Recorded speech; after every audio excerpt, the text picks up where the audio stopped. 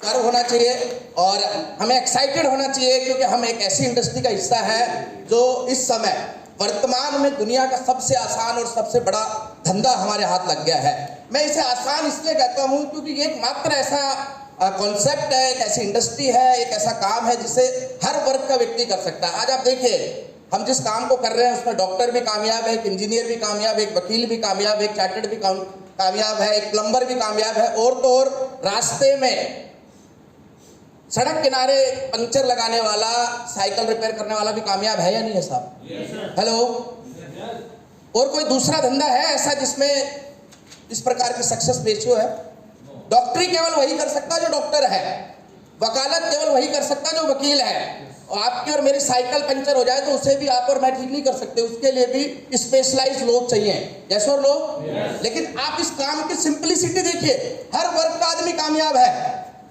और ये इसलिए कामयाब नहीं है कि ये स्मार्ट है, ये इसलिए कामयाब हो पाए हैं क्योंकि ये बिजनेस आसान है। अगर आसान नहीं होता तो शायद हमारे जैसे लोग इस बिजनेस में बहुत ज्यादा कामयाब नहीं हो पाते। और ये आसान क्यों है? सिंपल सा लॉजिक है, क्योंकि इसमें 1% काम आपका और 99% काम किसका है साहब? कंपनी या सिस्टम का है। आप कल्पना करें, अगर हम एक छोटा सा रेडी भी लगाते हैं, एक ठेला भी लगाते हैं, तो शुरू से लेकर आखिरी तक का काम आपका है, शुरू से लेकर आखिरी तक की जिम्मेवारी आपकी है। लेकिन यहाँ पर 1% रोल आपका है और 99% रोल सिस्टम का है। लेकिन दुर्भाग्य देखिए कि हम ये 1% वाला काम भी पूरी ईमानदारी से नहीं कर पाते। अगर हमने ये 1% वाला रोल भी अगर ईमानदारी से निभा दिया तो ये इंडस्ट्री हमारे लिए आसान के साथ साथ बहुत बड़ा काम कर सकती है। और ये 1% रोल में करना क्या है? बहुत आसान काम करने, लेकिन ये 99% रोल किसका है? इन्वेस्टमेंट किसने कर रखा है? कंपनी ने। प्रोडक्ट प्लानिंग कौन कर रहा है? रॉ मटेरियल की व्यवस्था कौन देख रहा है? अभी पिछले दिनों कितनी महंगाई बढ़ गई, लेकिन हमारे प्रोडक्टों में प्राइसेस में बहुत ज्यादा फ्लक्चुएशन नहीं आया, क्योंकि कंपनी ने प्लानिंग कर रखी है। प्रोडक्शन कौन देख रहा है? कंपनी देख रही है। नए नए प्रोडक्ट कौन लेके आ रहा है? पिछले 2 साल में 300 से ज्यादा नए प्रोडक्ट आए हैं। अगर 2 साल में हम देखें तो लगभग 700 दिन होते हैं, और 300 प्रोडक्ट का मतलब है हर 2.5 दिन बाद एक नया प्रोडक्ट लॉन्च हो रहा है। आप कल्पना करिए दोस्त, अगर आप पूरी जिंदगी में भी एक प्रोडक्ट लॉन्च कर पाए तो बहुत बड़ी बात होगी। लेकिन आप जिस सिस्टम में जुड़े हुए, हर 2.5 दिन बाद एक नया प्रोडक्ट कंपनी ला रही है। टैक्स और लीगल मैटर कंपनी देख रही है, स्टाफ सैलरी कंपनी कर रही है। हिंदुस्तान के कोने कोने में बनके हिंदुस्तान के कोने कोने में पहुंचाने की जिम्मेवारी किसकी है? कंपनी की है। बिजनेस कैलकुलेशन कंपनी कर रही है। हमें लगता है इसमें क्या है? अगर आपकी टीम में 5 लोग हैं, उन 5 लोगों का भी हिसाब किताब आपको रखना पड़ जाए ना, कि किसने कितना खरीदा, कहां से खरीदा, की सोल का कितना था, हरी संजीवनी कितना था, न्यूट्रीचार्ज का कितना खरीदा, तो आप पागल हो जाएंगे। लेकिन आपकी टीम में हजारों लोगों का कैलकुलेशन कौन देख रही है साहब? कंपनी। अकाउंट्स मेंटेन कर रही है कंपनी। इन शॉर्ट लायबिलिटी सारी कौन देख? कंपनी। और हमें क्या करना है? सिर्फ प्रॉफिट का पार्टनर बनना है। इससे आसान काम हो सकता है? हेलो। कोई आसान काम नहीं है इससे। और ये सिर्फ आसान नहीं है, ये दुनिया का सबसे बड़ा काम है। क्यों? क्योंकि जो चीज हमें जीवन में चाहिए वो सब यहां से आपको मिलेगी। काम बहुत सारे हैं जो आसान लगेंगे, लेकिन वो काम आपको वो नहीं दे सकते जो आपको चाहिए। ये काम आसान भी है, प्लस आपको हर वो चीज मिलेगी जो आपको जीवन में चाहिए। हमें क्या चाहिए? खुशी चाहिए, हेल्थ चाहिए, वेल्थ चाहिए, मिलेगी यहाँ पर। और ये सारी चीजों के लिए हमें क्या चाहिए साहब? पैसा या पैसे का पेड़? क्योंकि खुशियां बदलती जाएंगी, खुशियां महंगी होती चली जाएंगी। उन खुशियों को पूरा करने के लिए क्या मिलेगा यहाँ पर आपको? पैसों का पेड़। और ये पैसों का पेड़ ऐसे ही आपके घर में, आपके आंगन में हरा भरा रहे, पतझड़ में भी ना सूखे, इस बात की गारंटी यहाँ मिलेगी कि नहीं मिलेगी दोस्तों? सबसे बड़ी बात, आप यहाँ अपने बॉस हैं। जिन लोगों ने नौकरियां की उन्हें मालूम है पूरी जिंदगी किसी को सलाम करना बहुत आसान नहीं है। यहाँ किसी को सलाम करने की जरूरत नहीं है। 40-40 साल नौकरियां करने के बाद लोगों को नाम पहचान नहीं मिलती। एक व्यक्ति पूरी जिंदगी किसी काम के लिए, किसी व्यक्ति के लिए लगा देता है, लेकिन उस काम को करने के बाद उस व्यक्ति का नाम तक लोग नहीं जानते हैं। यहाँ आपको नेम फेम मिलेगा। आप अपने परिवार के लिए लेगेसी, वसीयत छोड़ के जा सकते हैं। आप दुनिया की भलाई कर सकते हैं, समाज की भलाई कर सकते हैं अपने परिवार के अलावा, और आपको दुनिया जहां घूमने का मौका मिलेगा। ये सारी चीजें आपको यहाँ मिलेगी। तो आप इसको छोटा धंधा मानेंगे साहब? बड़ा है या नहीं है? तो पहला चीज क्लियर, आसान और बड़ा धंधा है साहब। लेकिन समस्या क्या है, और ये मैं नहीं कह रहा, ये दुनिया के दिग्गज कह रहे हैं, दुनिया का सबसे अमीर आदमी कह रहा है ये काम करने लायक है, दुनिया का सबसे पावरफुल आदमी अमेरिका का राष्ट्रपति कह रहा है ये काम करने लायक है। इस समय बाइडेन सरकार, अमेरिकी सरकार में वित्त सलाहकार रॉबर्ट कियोसाकी कह रहा है काम करने लायक है। और सिर्फ अंग्रेज ही नहीं कह रहे, हिंदुस्तानी अब तक के हमारे सर्वप्रिय अब्दुल कलाम साहब कह रहे थे ये काम करने लायक है। आप माने या ना माने, इस समय हमारा देश बहुत तरक्की कर रहा है और उसमें मोदी सरकार की नीतियों का बहुत रोल है। और जो नीतियां, रोजगार नीतियां जो नीति आयोग बनाता है, उसके चेयरमैन अमिताभ कांत जी कह रहे हैं ये काम करने लायक है। हमारा पड़ोसी, हमारा किराएदार जो हमारे ही मकान में टाइम पे किराया नहीं देता, वो कह देता है कि ये भी कोई काम है और हम उसकी बात मान लेते हैं। और जो पूरे हिंदुस्तान में रोजगार देने की नीतियां जिन लोगों के कंधे पे हैं, वो क्या कह रहे हैं, direct selling professionals are doing very respectable profession, they are the economic drivers of growth of India. तो आपको फैसला करना है आपको किसकी बात माननी है। लेकिन समस्या क्या है कि हमारे हाथ काम तो पावरफुल लग गया है, लेकिन जाने अनजाने में हम उस काम को बहुत हल्के या कमजोर तरीके से चलाना चाहते हैं। ये लाइन बनाते समय, स्लाइड बनाते समय मुझे दिनेश मोहन गुरु जी की वो उदाहरण याद आया। उन्होंने कहा, किसी मीटिंग में उन्होंने कहा था कि एक अमीर व्यक्ति था, उसका एक गरीब रिश्तेदार था, तो उसने अपने गरीब रिश्तेदार को अमीर व्यक्ति ने हवाई जहाज गिफ्ट में दे दी। अब उस गरीब आदमी ने कभी हवाई जहाज देखी नहीं थी, तो उसे समझ में नहीं आया कि यार इसका मैं क्या करूंगा, ये किस काम आएगी। तो अंदाज, भाई गरीब ही था ना, बैंक बैलेंस कम था, दिमाग का बैलेंस तो पूरा था। तो उस गरीब रिश्तेदार ने अंदाजा लगाया कि यार मेरे गली के नुक्कड़ पे एक आदमी रहता है, उसके पास भी ऐसे ही 3 टायर वाला ऑटो है, तो इसके भी 3 टायर है, तो ये भी वैसा ही है लेकिन बड़ा है उससे। और उसने उस हवाई जहाज को टम्पू समझ के गलियों में दौड़ाना शुरू कर दिया। तो मैं जानना चाहूंगा भाई साहब, वो हवाई जहाज की गलती है कोई? तो हमने भी इसको कहीं ऐसा तो नहीं समझ लिया छोटी मोटी नौकरी, 2-4 बीघे की खेती बाड़ी या कपड़े की दुकान, और हम इसको पूरी जिंदगी करने का प्लान बना बैठे हैं। दोस्त, ये पूरी जिंदगी करने वाला काम नहीं है। 2, 4, 5, 10 साल काम करके फ्री होना है। दोस्त तैयार है फ्री होने के लिए? लेकिन ऐसा नहीं होना कि डॉक्टर को आपने चक्कू पकड़ा दिया ऑपरेशन करने के लिए, सब्जी काटने वाला। हम कुछ ऐसे ही कर रहे हैं, नेटवर्किंग। ऐसे काम नहीं चलेगा दोस्त। ये बिजनेस विजन का बिजनेस, इस इंडस्ट्री का कोई आकार नहीं है, इस धंधे का कोई साइज नहीं है। इसका आकार, इसकी साइज आपके सोचने की क्षमता है। आप जितना बड़ा सोच पाएंगे ये बिजनेस उतना ही बड़ा बनता चला जाएगा, और आप जितना छोटा सोच पा रहे हैं ये बिजनेस उससे भी छोटा होता चला जाएगा। अगर आप चाहते हैं कि बिजनेस आपके सपने पूरा करे, तो आपको इस बिजनेस को बड़े रूप में देखना पड़ेगा। और बड़े रूप में देखने का मतलब है आज क्या है वो नहीं, 2 साल, 5 साल, 10 साल बाद क्या हो सकता है वो अगर आप देख पाए, तो आप इस बिजनेस की असली पोटेंशियल का लाभ उठा पाएंगे। तैयार है? विजन क्या होता है, आगे क्या होने वाला उसको सोचिए। और मैं ये नहीं कह रहा आरसीएम में 5 साल 10 साल बाद क्या होगा, आप जो काम कर रहे हैं उसको एक बार सोच के देखिए। दोस्त मेरा ये मानना है, अगर कोई नौकरी करने वाला, कोई ट्रेडिशनल बिजनेस करने वाला व्यक्ति अगर किसी दिन बैठ के कोई ये सोच ले कि मैं जो नौकरी कर रहा हूं 10 साल बाद उस नौकरी का एंड रिजल्ट क्या होगा, मैं आपको गारंटी दे रहा हूं वो आज ही रिजाइन लिख सकता है साहब। लेकिन वो सोच नहीं रहा। जिस प्रकार हम ये नहीं सोच रहे 5 साल बाद आरसीएम हमें कहां पहुंचा सकता है, हम ये भी नहीं सोच रहे हैं कि हम 5 साल बाद उस धंधे में, अपने ट्रेडिशनल काम में कहां पहुंचेंगे।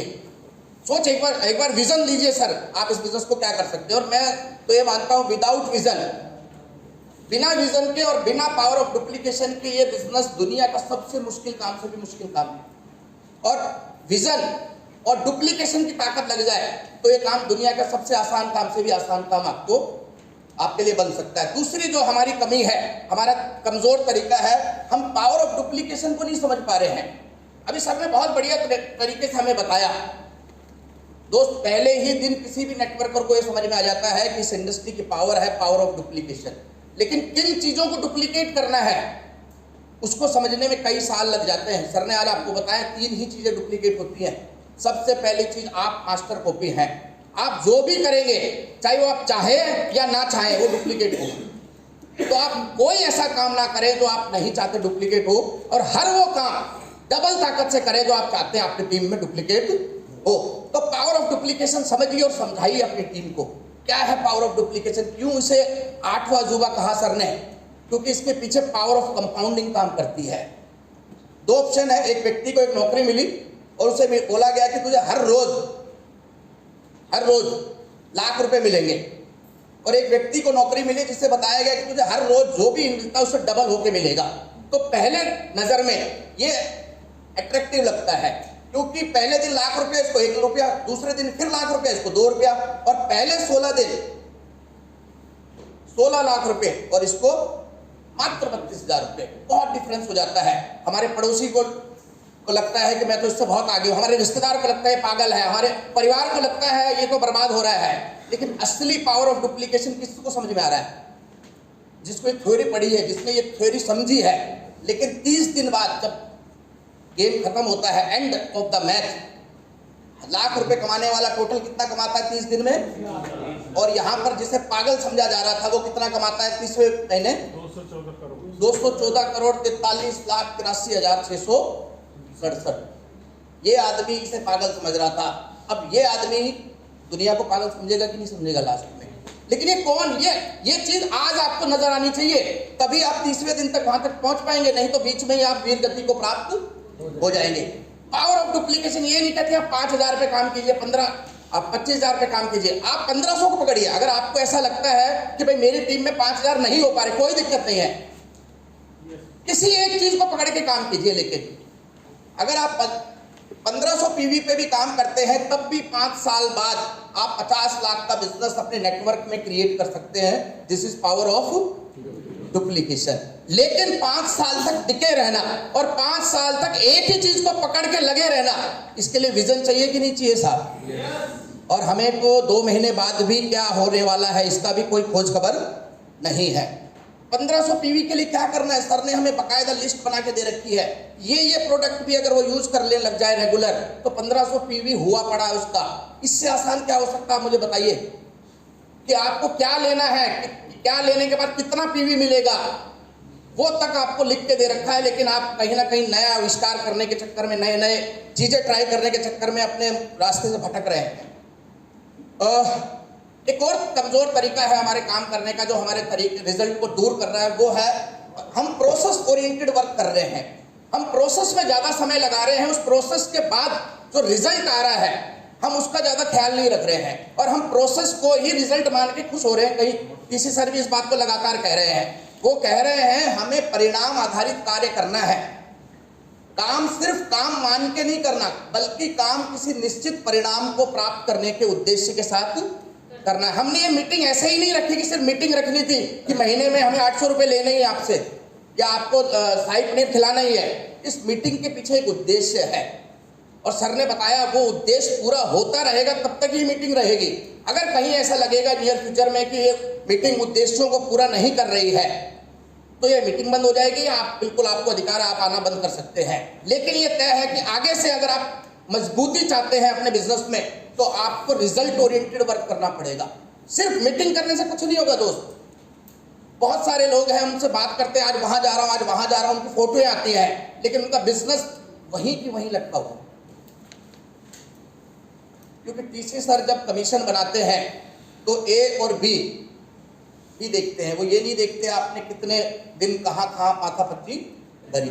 तो हर माथापच्ची से वो वॉल्यूम बढ़ना चाहिए कि नहीं बढ़ना चाहिए दोस्तों? तो जो भी काम करें परफेक्ट परिणाम आधारित करें, और फॉर्मेलिटी मत करें। बहुत सारे लोगों का तो ये मतलब उन्होंने ये रूटीन बना रखा है कि देखो सर मैं वहां गया ना, हर महीने में वहां जा रहा हूं। अरे हर महीने जाने की जरूरत नहीं है, 3 महीने में एक बार जा। लेकिन जब जाए तो कुछ काम बढ़ा के आना चाहिए कि नहीं आना चाहिए? रोज मीटिंग मत करो, 3 दिन में एक करो, लेकिन जब 3 दिन बाद करो तो संख्या और रिजल्ट बढ़ने चाहिए कि नहीं बढ़ने चाहिए? तो अपने हर काम को फॉर्मेलिटी मत मानो दोस्तों। हम कोई नौकरी थोड़ी कर रहे हैं कि 8 घंटे की फॉर्मेलिटी करनी है, 40 साल आना ही पड़ेगा। आप 3 साल परफेक्शन के साथ काम कीजिए और फिर पूरी जिंदगी आराम कीजिए। कोई नहीं कह रहा, कोई नहीं कह रहा आपको डायमंड बनने के बाद चैट विद सुरेंद्र बस बनाना है, कोई नहीं कह रहा आपको किताब लिखनी है। मैंने तो खुद बोला है, जिस दिन मैं डायमंड बन जाऊंगा फ्री होकर आराम से बरमूडा पहन के घूमूंगा। तो अपना कोई लक्ष्य बनाइए, लेकिन उसको इस तरीके से परफेक्शन के साथ जब तक काम कर रहे हैं तब तक तो पूरा 100% आपको डालना चाहिए अपने वर्किंग में, और काम को प्रभावशाली तरीके से करना सीखिए। सर ने अभी बताया, सुनील सर ने, कि हम कॉल करते हैं तो उसको इनविटेशन कम और गिड़गिड़ाता हुआ चेहरा नजर हमारा ज्यादा आ रहा है। बहुत बार कई मेरे सीनियर साथी कहते सर आप उसको फोन कर दो। अरे कोई नई मीटिंग, नए आदमी को थोड़ी बुला रहे हैं तो उसको 10 बार फोन करें। एक व्यक्ति जो पर्ल अचीवर है उसको ये मालूम है कि मिशन टेक्निकल में आके तो स्टार पर्ल एमराल्ड और स्टार एमराल्ड बन सकता है, और उसको भी बुलाने के लिए अगर हमें बार बार गिड़गिड़ाना पड़ रहा है, इसका मतलब हमारा काम करने के तरीके में प्रभाव नहीं है। हमें प्रभावशाली कॉलिंग करें तो किसी व्यक्ति को इस तरीके से कॉल करें कि उसे लगे कि आने में फायदा है। मीटिंग करें तो इस तरीके से करें कि उसे लगे कि आने में फायदा, जैसे सर ने बताया।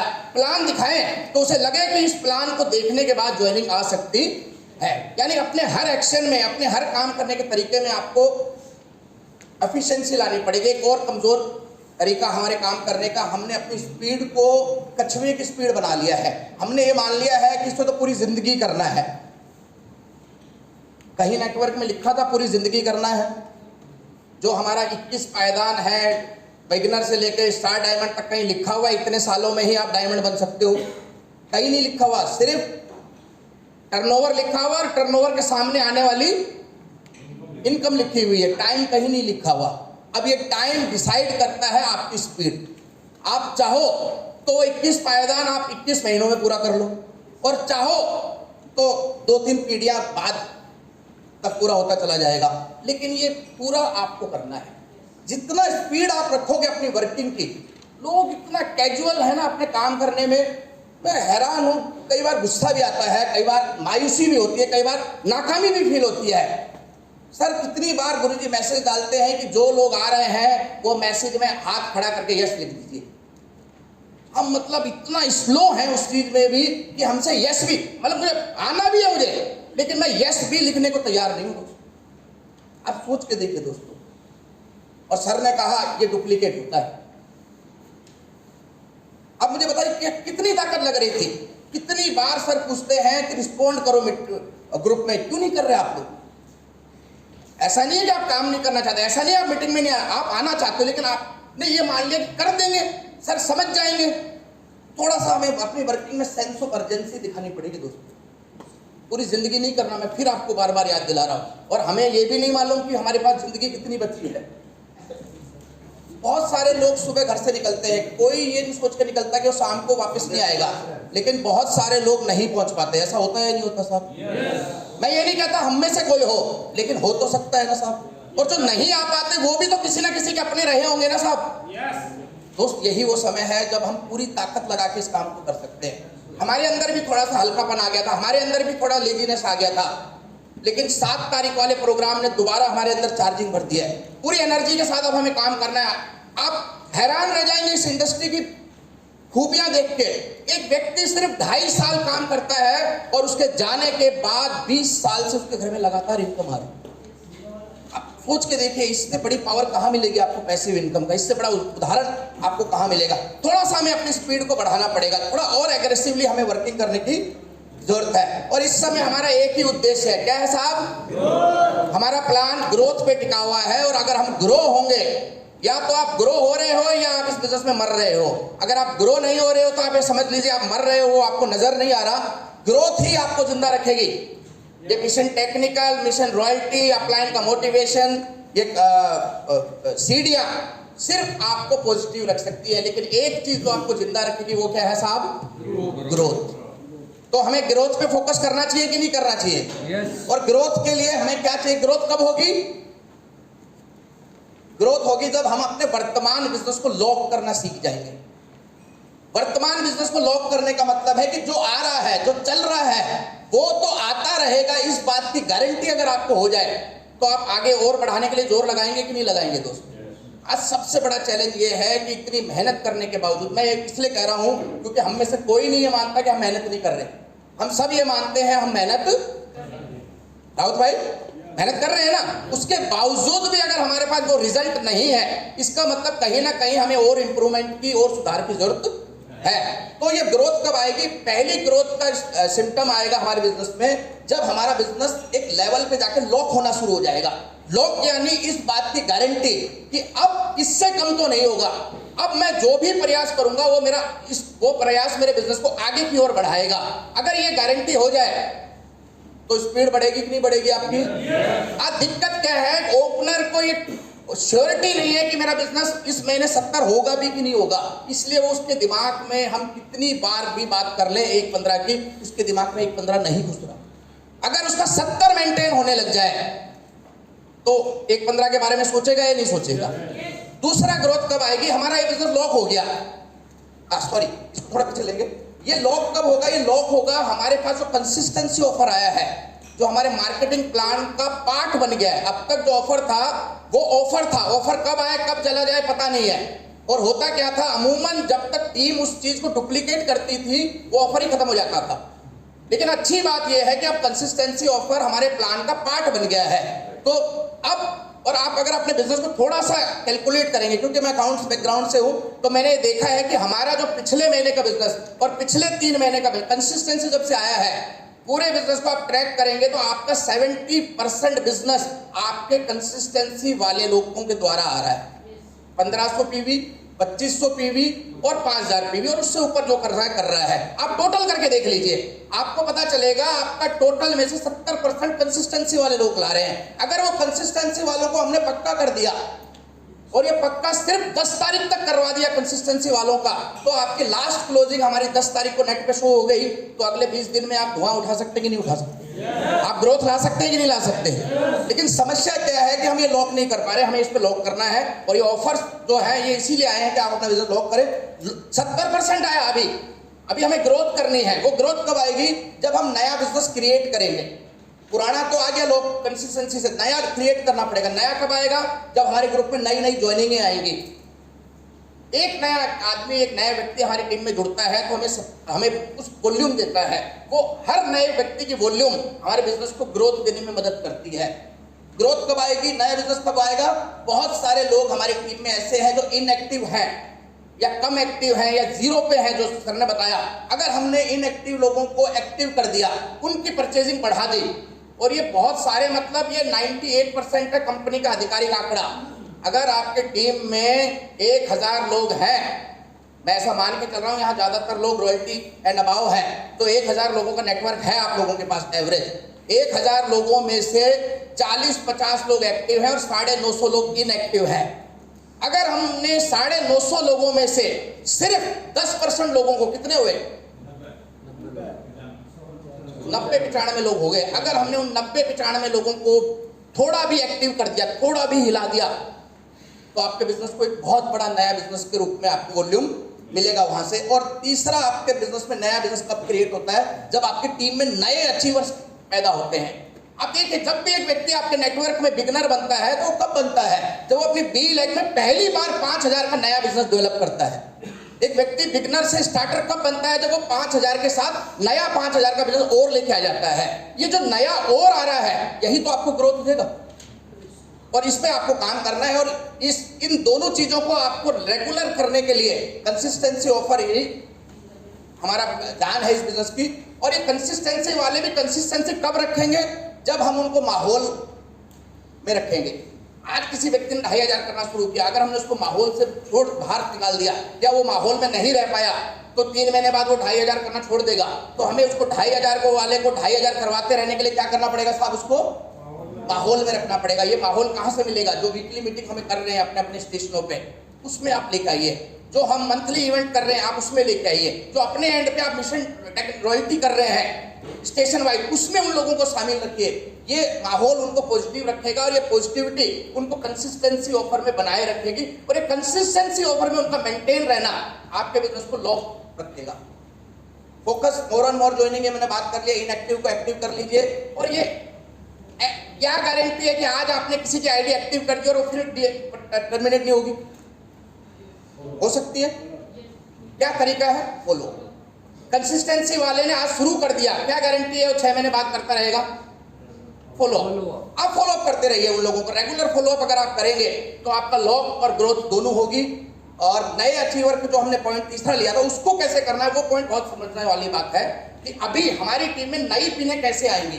देखिए नई पिनों के लिए हमें क्या करना पड़ेगा, सबसे पहले तो जिसकी नई पिनें निकालनी है उन लोगों की लिस्ट बना लीजिए, क्योंकि बगैर रिकॉर्ड आप किसी को कहीं नहीं पहुंचा सकते।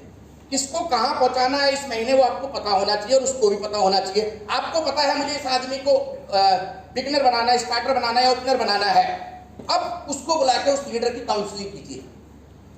कर सकते हैं? अगर कर सकते हैं अच्छी बात है, नहीं कर सकते अपने इमीडिएट एक्टिव अपलाइन की हेल्प लीजिए।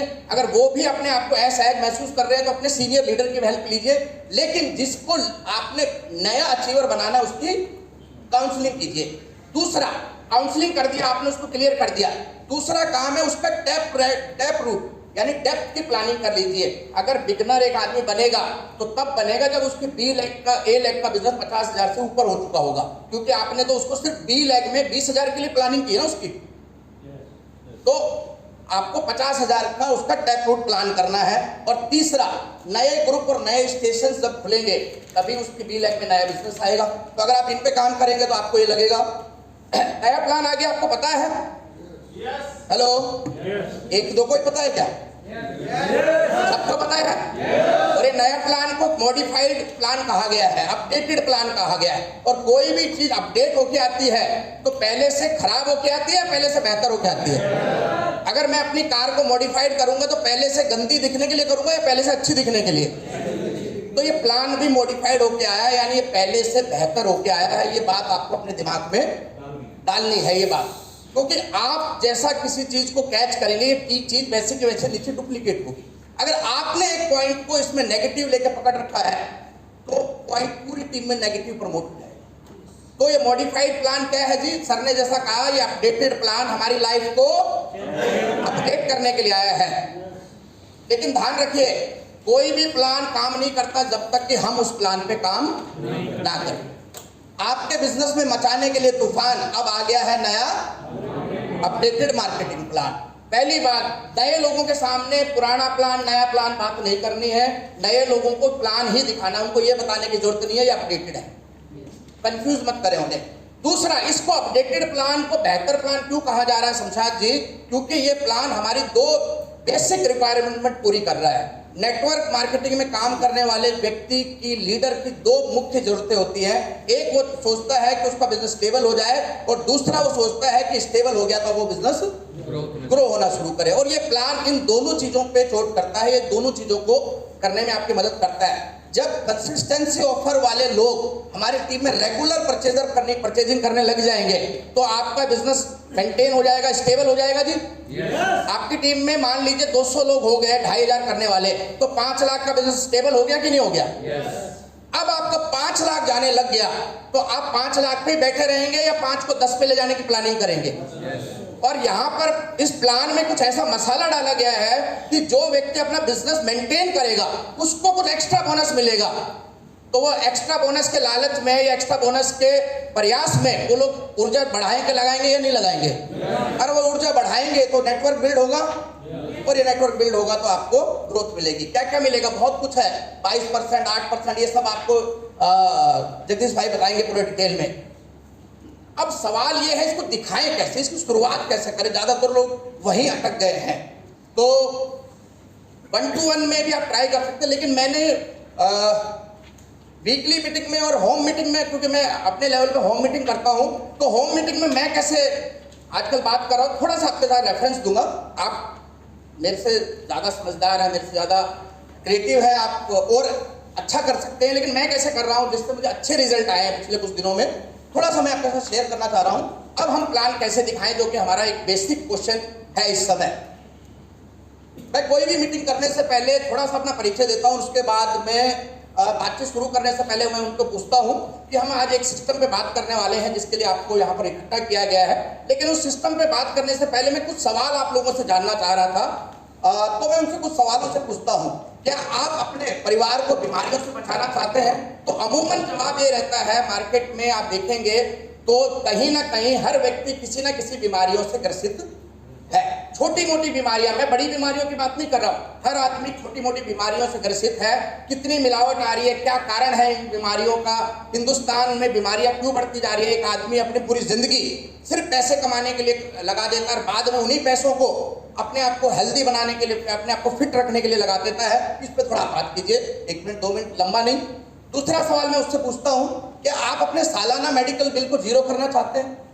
क्योंकि एक एवरेज आंकड़ा है कि एक व्यक्ति अपनी एनुअल इनकम का 17 से 23%, अपनी एनुअल इनकम का 17 से 23% हर साल वो छोटी मोटी बीमारियों पे खर्च कर देता है। वो बीमारियां जैसे सर्दी, जुकाम, नजला, खांसी, बुखार, कैंसर, टीबी, और इनकी बात नहीं कर रहा हूं मैं।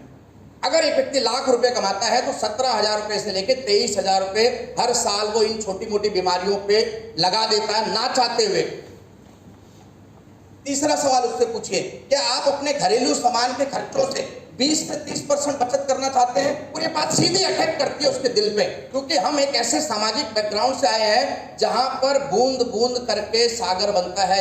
बात थ्योरी हमारे बचपन से हमारे दिमाग में बैठा दी जाती है। तो यहाँ पर अगर आप उससे 20 से 30% की बात करते हैं तो वो व्यक्ति अलर्ट होता है आपकी बात सुनने के लिए। ये भूमिका बनाई जा रही है, प्लान नहीं है। प्लान तो वही है, बिचौलियों को हटा दो, डायरेक्ट मिला दो, बिचौलियों वाला पैसा आप में बढ़ जाएगा। लेकिन ये बताने से पहले जो भूमिका बनानी है वो इंपॉर्टेंट है, जो उसके माइंड को प्रिपेयर करना है कि वो आपकी बात अगले 30 मिनट 25 मिनट सुने। उसके लिए एक सवाल काम आते हैं, बहुत इंपॉर्टेंट सवाल आप उससे पूछिए, क्या आप अपने वर्तमान काम को डिस्टर्ब किए बगैर एक्स्ट्रा इनकम कमाना चाहते हैं? कोई ऐसा आदमी आप मुझे बता दीजिए जो आज एक्स्ट्रा इनकम नहीं कमाना चाहता। सब कमाना चाहते हैं, रिस्क लेने को तैयार है, लेकिन समस्या क्या है कि वो अपने वर्तमान काम को डिस्टर्ब नहीं करना चाहते। लेकिन आपने यहां उससे पूछा है वर्तमान काम को डिस्टर्ब किए बगैर, ये सवाल डालिए। और फिर ये सबसे इंपॉर्टेंट सवाल है, आप उससे पूछिए, क्या आप आपकी मेहनत का लाभ अपनी अगली पीढ़ी को देना चाहते हैं? दुनिया में कोई ऐसा धंधा नहीं है, कोई ऐसा सिस्टम नहीं है जहां पर आपके किए गए प्रयासों का फायदा आपके बच्चों को हो। एक डॉक्टर लाखों रुपए कमा रहा है, 40 साल का उसके पास अनुभव है, लेकिन जिस दिन उसको कुछ होता है, उसकी डिग्री, उसका अनुभव और उसकी इनकम उसके साथ जीरो हो जाती है कि नहीं हो जाती? एक व्यक्ति बहुत बड़ा लॉयर है, लेकिन अगर उसे कुछ हो जाता है तो उसका अनुभव, उसकी इनकम, उसकी डिग्री उसके साथ जीरो हो जाती है। लेकिन यहाँ आपको एक ऐसा कॉन्सेप्ट हम आपके साथ शेयर करेंगे जहां पर आपने अगर कुछ साल काम किया तो वो काम जीरो नहीं होगा, वो काम आपके बाद आपके बच्चों को ऐसे कैसे ट्रांसफर हो जाएगा। और ये 5 महत्वपूर्ण सवाल पूछने के बाद आप उनसे बोलिए, अगर इनमें से किसी भी सवाल का जवाब आपका यस में है तो आगे की बात आपके काम की होने वाली है। और फिर आप उसको बताइए कि हम जिस सिस्टम के साथ जुड़े हुए हैं उसके 3 उद्देश्य हैं। इसमें आप थोड़ा सा प्रिपरेशन कीजिए अपनी स्पीच को और उनसे सवाल पूछिए बार बार में, उसको इन्वॉल्व रखिए अपने प्रेजेंटेशन में, उससे सवाल पूछिए। अगर आपको मौका मिले जीवन में इन महान उद्देश्यों को, कौन से महान उद्देश्य? स्वास्थ्य रक्षा, नए भारत का निर्माण, स्वावलंबन, अगर इन महान उद्देश्यों में को पाने में योगदान देने का, तो क्या आप योगदान देना पसंद करेंगे? तो जवाब क्या रहेगा साहब? ज्यादातर लोगों का यस रहेगा, सभी का नहीं रहेगा। अगर वो यस कहता है फिर अब आप उसको बताइए कि आरसीएम बिजनेस क्या है, ट्रेडिशनल बिजनेस क्या है, ट्रेडिशनल बिजनेस से डायरेक्ट सेलिंग में क्या अंतर है, अगर हमें क्या करना है यहाँ पर। और अगर आप ये चेंज करते हैं अपना मार्केटिंग पैटर्न तो इससे क्या नुकसान है, मार्केट से लेंगे तो क्या नुकसान है, आरसीएम से लेंगे तो क्या फायदे हैं। और जब आप आरसीएम मार्केट का छोड़ के आरसीएम से लेना शुरू करते हैं तो आप कस्टमर से बन जाते हैं पार्टनर। और पार्टनर वो व्यक्ति होता है जो किसी भी कंपनी के टर्नओवर का भागीदार होता है, किसी भी इंडस्ट्री के टर्नओवर का भागीदार होता है। और जैसे ही आप पार्टनर की बात करते हैं तो फिर अब आप उसको इंडस्ट्री का डाटा बताइए, कितना बड़ा इंडस्ट्री, कितना बड़ा धंधा, कितना बड़ा अमाउंट हम यहाँ से अर्जित कर सकते हैं। और फिर ये थोड़ा सा बता के आप उसको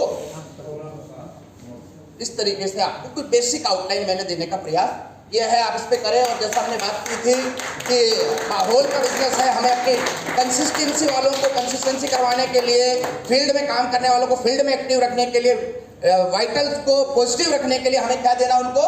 माहौल। और ऐसा ही माहौल हमारे यहाँ होगा 21 मई को। बहुत ही डायनामिक शानदार लीडर दिनेश चौधरी जी गुड़गांव में आ रहे हैं, तो मुझे लगता है कि आप सब लोगों को जबरदस्त तैयारी इसकी करनी चाहिए।